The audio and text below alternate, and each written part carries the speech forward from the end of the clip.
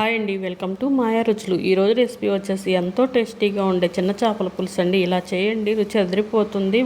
ఇంట్లో చిన్న చేపలు తినని వాళ్ళున్నా ఇష్టంగా తినేస్తారు, అంత బాగుంటుంది. ఒక్కసారి ట్రై చేయండి, తప్పకుండా మళ్ళీ ఇదే పద్ధతిలో చేస్తారు. ఇంకెందుకు ఆలస్యం, ఈ టేస్టీ రెసిపీని ఎలా చేసుకోవాలో ఈరోజు వీడియోలో చూసేద్దాం. మరికొన్ని నాన్ వెజ్ రెసిపీస్ లింక్ డిస్క్రిప్షన్లో ఇస్తాను, చెక్ చేయండి. ఇంకే లేట్ చేయకుండా వీడియోలోకి వెళ్ళిపోదాం.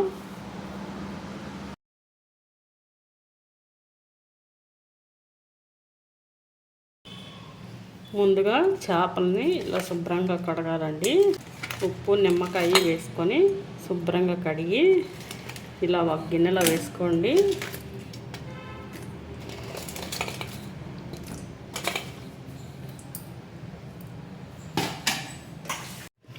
ఇలా వేసుకున్నాక దీనిలోకి 1/2 టీ స్పూన్ పసుపు,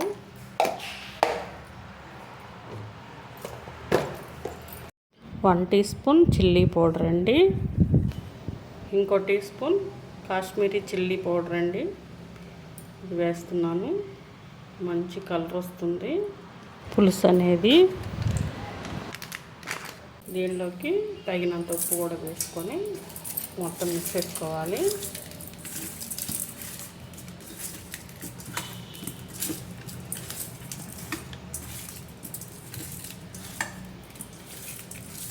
ఇలా మొత్తం మిక్స్ చేసుకున్నాక ఒక 10 నిమిషాలు మూత పెట్టుకొని పక్కన పెట్టేసుకోండి.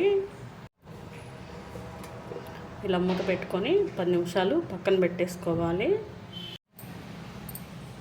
1/2 కేజీ చేపల్లోకి పెద్ద నిమ్మకాయ సైజ్ అంతా చింతపండు కరెక్ట్గా సరిపోతుందండి. ఇలా చింతపండుని విడదీసుకొని చింతపండుని ఒకసారి కడిగి నానబెట్టుకోవాలి.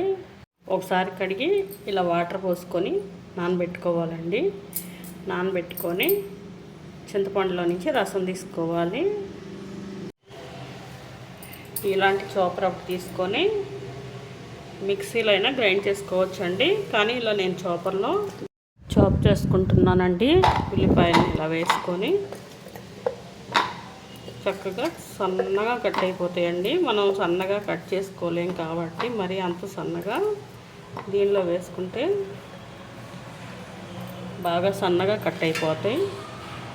మీడియం సైజు ఉల్లిపాయలు 2 ఉల్లిపాయలు సరిపోతాయండి. ఇలా మూత పెట్టేసుకొని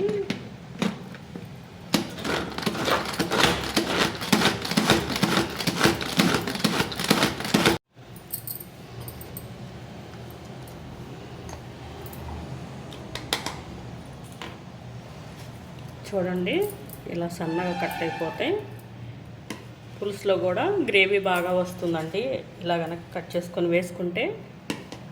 దీనిలోకి ఒక 4 పచ్చిమిర్చి కూడా ఇలా కట్ చేసుకొని పక్కన పెట్టేసుకోండి. ఇప్పుడు చింతపండులో నుంచి రసం తీసుకొని పక్కన పెట్టేసుకుందాం. చూడండి, ఇలా చింతపండులో నుంచి రసం తీసుకొని పక్కన పెట్టేసుకోవాలి.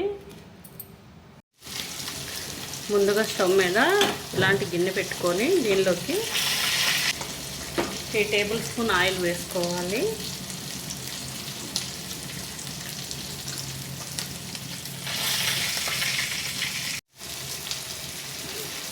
ఆయిల్ హీట్ అయ్యాక దీనిలోకి 1/2 టీ స్పూన్ మెంతులు వేసుకోండి. మెంతులు వేసుకోవడం వల్ల మంచి ఫ్లేవర్ ఉంటుంది, చాలా రుచిగా ఉంటుంది పులుసు కూడా.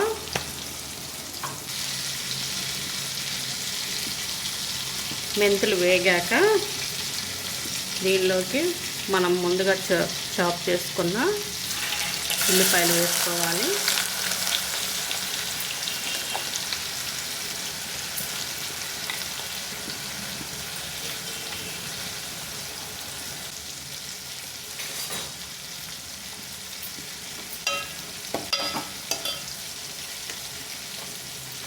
దీనిలోకి కట్ చేసుకున్న పచ్చిమిర్చి కూడా వేసుకోవాలండి.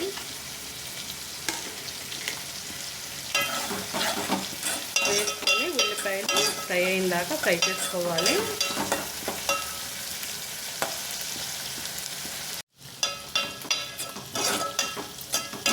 ఉల్లిపాయ అనేది ఇలా చక్కగా ఫ్రై అయ్యాక దీనిలోకి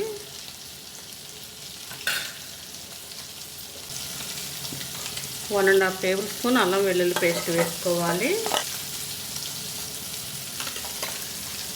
వేసుకొని అల్లం వెల్లుల్లి పేస్ట్ కూడా ఫ్రై చేసుకోవాలి.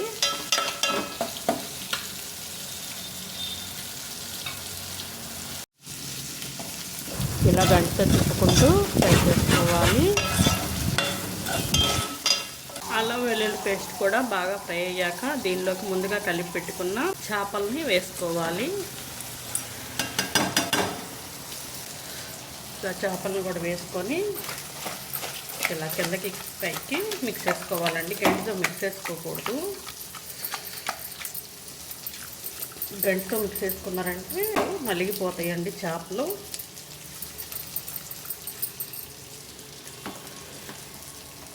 ఇలా పైకి కిందకి ఎగరేసుకున్నాక మూత పెట్టుకొని 2 నిమిషాలు మగ్గించుకోవాలి. ఇలా మూత పెట్టుకొని 2 నిమిషాలు మగ్గించుకోవాలండి. 2 నిమిషాల తర్వాత మూత తీసి ఇలా పులుసు పోసేసుకోవాలండి. మనం ముందుగా తీసి పెట్టుకున్న పులుసుని మొత్తం పోసేసుకొని ఉడికించుకోవాలి. ఇలా పులుసు పోసుకున్నాక ఒకసారి గంటితో మెల్లగా మిక్స్ చేసుకోండి.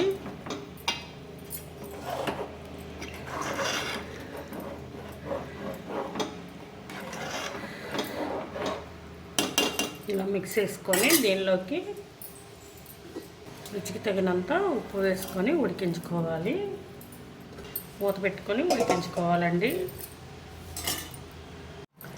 చేపల పులుసు ఉడికేటప్పుడు మధ్యలో ఒకసారి మెల్లగా ఇలా తిప్పుకోండి. గంటి పెట్టొద్దండి. గంటి పెట్టారంటే ఇప్పుడు చేప అనేది ఉడికింటుంది, నలిగిపోతుంది. ఇలా కలుపుకొని మూత పెట్టుకొని పులుసు అంతా దగ్గరకు వచ్చేదాకా ఉడికించుకోండి.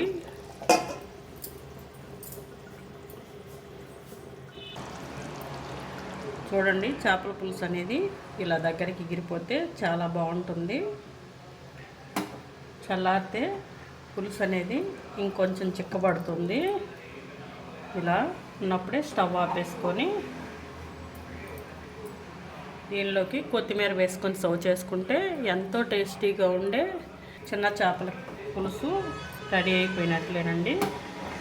మీరు కూడా తప్పకుండా ట్రై చేయండి. ట్రై చేసి మీకు ఎలా వచ్చిందో కామెంట్ రూపంలో తెలియచేయండి. మా ఛానల్ని లైక్, షేర్, సబ్స్క్రైబ్ చేసుకొని మీ ఫ్రెండ్స్కి, మీ ఫ్యామిలీ మెంబర్స్కి షేర్ చేయండి. Thank you.